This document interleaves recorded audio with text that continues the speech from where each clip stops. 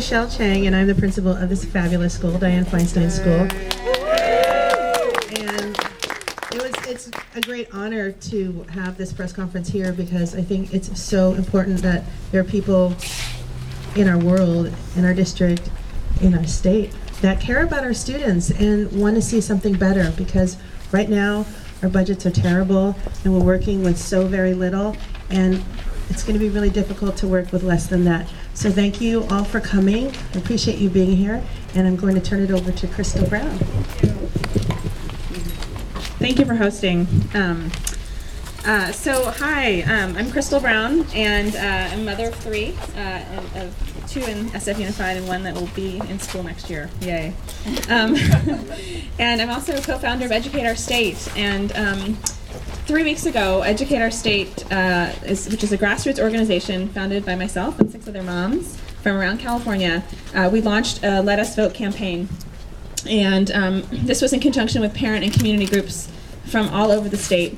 And we recognize the need to let our voices be heard and demand the right to vote in June for our children's future.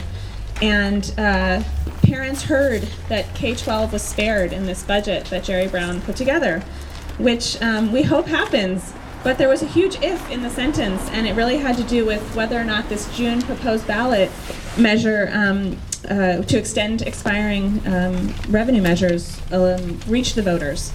And without which the legislator is going to be basically robbing the children of the chance for an adequate education, much less an excellent education, which we want.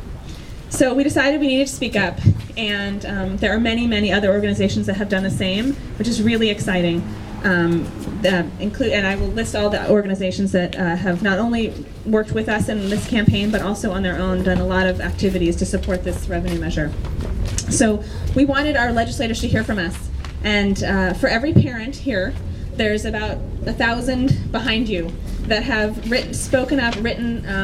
In the past week, we've been contacted by parents from Long Beach, Glendale, Santa Monica, Marin County, Lafayette, Modesto, and beyond, all asking, what more can we do to convince the legislature that we want the right to vote and to support Jerry Brown's budget proposal?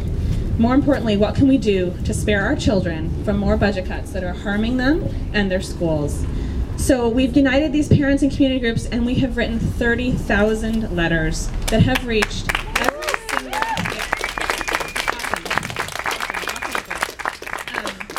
every single legislator has received these letters.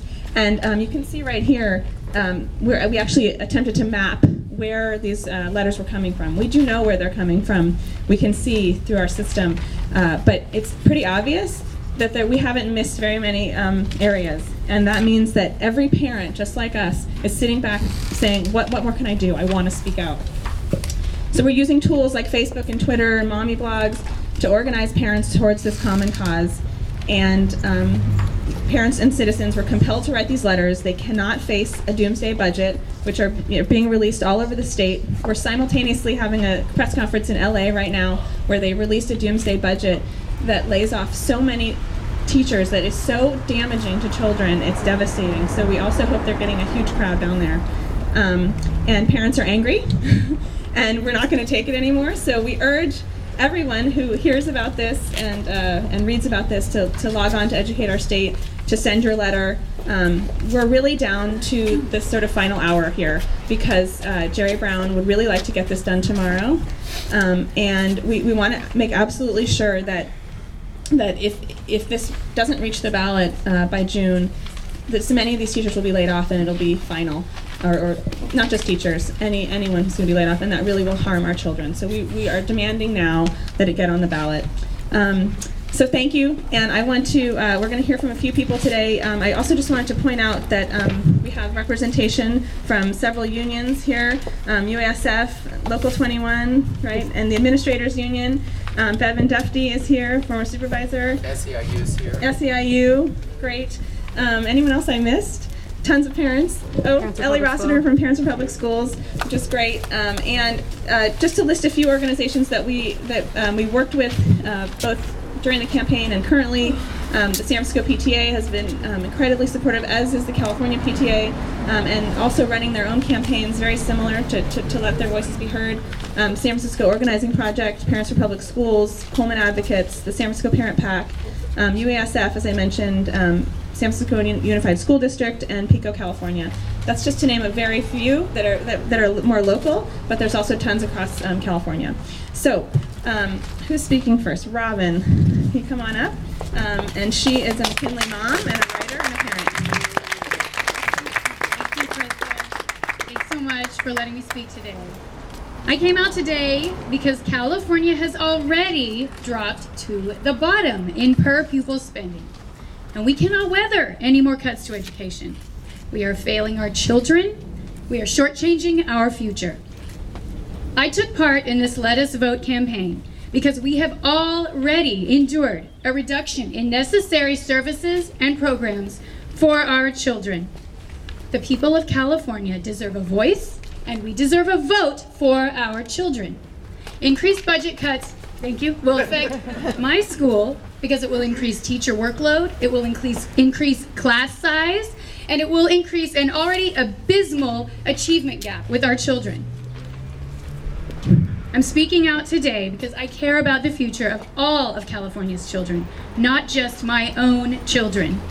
If we shortchange our children now, we risk an increase in crime rates, joblessness, and a poor economy tomorrow. Please do not punish our children because of your Sacramento grown-up politics. Enough is enough. Let us vote. Thank you very much. Thank you so much. So I want to bring up Jack Kramer. Can you come on up here? He's a fourth grader at Sherman Elementary. We're so happy that he could be here, and we're going to let him take it from here.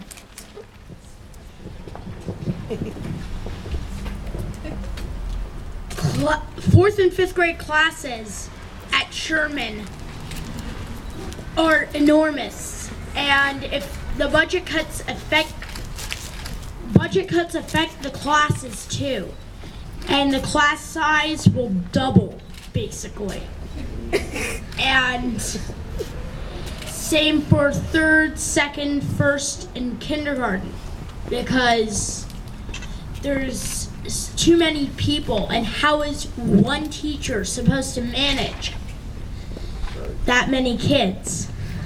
We also have some amazing enrichments at Sherman, such as computer, art, hip-hop for the upper grades, garden. Is that just...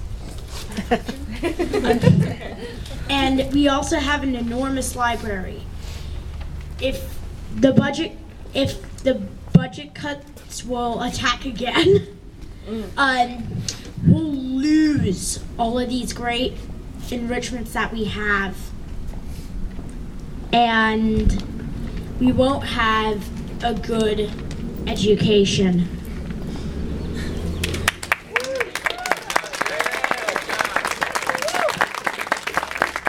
Thank you, Jack. Appreciate that you came all the way out here. So Jessica Irvine, you want to come up? She's a parent at Peabody and also the PTA president at Peabody.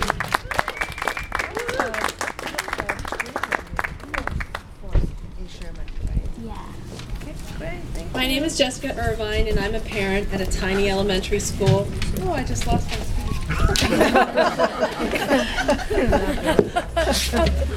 Is that how it is, Bevan? Yes. So I never use written remarks. Oh, I'm a parent at a tiny elementary school called George Peabody. I lead a pretty typical life as a stay-at-home mom of two boisterous girls. But today, I'm taking time out of that routine to speak up for kids. So, who knew that a budget proposal could get a middle-class, stay-at-home PTA mom all fired up? But that's what I am. See, usually I'm so busy driving kids to and from school, going on field trips, helping with homework, running PTA meetings, folding laundry, that I don't get much time to pay attention to state politics. But this year is different. This budget is different.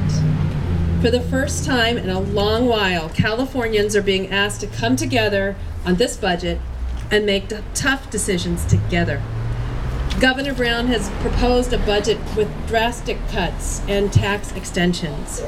It isn't a magic bullet, but after watching years of smoke and mirror budget solutions being foisted on us, I see that this time someone in Sacramento is trying to make a real difference and trying to get everyone invested in the outcome. I know there are painful choices in this proposal, but public school funding will be spared some gruesome cuts if we get the courage and we're given the chance to approve the extensions. The only thing standing in the way is the state legislature. That's why I'm here today, talking to you about what I believe. I believe in public education. Maybe voters will decide not to extend these taxes and force the government to take drastic action. But maybe Californians will agree and give schools some breathing room. The foundation of good public education is funding. It's not welfare, it's an investment. It's the hallmark of a democracy, creating a literate electorate. I see 252 members of society every day, and the people working to help them. They are worth every cent and more. And for those critics who say that public education isn't working, I ask you this: when was the last time you were at a public school? Not every public school is great, that's true, but so many are. I see the work that my child does. She's a second grader learning algebra and critical thinking and writing, doing operas, dissecting squid. I see our teachers and principals working long days and coming back on the weekends to go the extra mile for our kids. I see a community of parents that pulls together to squeeze a little more money and a little more time out of their lives to support what their kids are doing. At Peabody and so many other public schools, we're doing this to the tune of about 10% of the school's budget. And we offer countless volunteer hours. So this money is not a handout. And it's not going to waste. I call on the handful of legislators that get to decide whether our kids continue to be invested in or end up deleted from the budget. Let Californians decide. And I call on Californians to speak up in support of tax extensions. Don't stand on the sidelines and watch this happen. Call your legislator. Write a letter to the editor. Talk to your neighbors. And as we teach our kids when they get picked on at school, don't stop talking until you are heard. Thank you. Yeah!